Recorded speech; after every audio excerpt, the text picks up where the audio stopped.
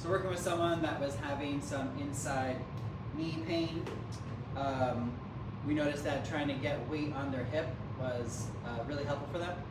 So we did this maneuver here, which we just had them kind of hinge and bend over, gluing their big toe down and just kind of sinking into, in this case, my right hip, dropping the left hip, and they would just feel their butt turn on.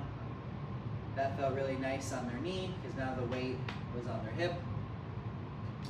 We also did it with the band. So in this case here, this band wants to pull their knee in.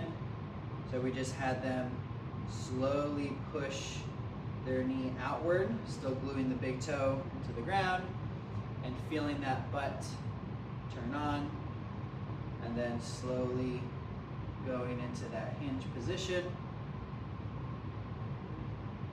So just helping them reinforce what their butt was doing. Once we got this kind of outer butt muscle on, the knee felt much better, and they were able to kind of go back to normal. So hopefully that helps you. Of course, if you have any questions, let me know.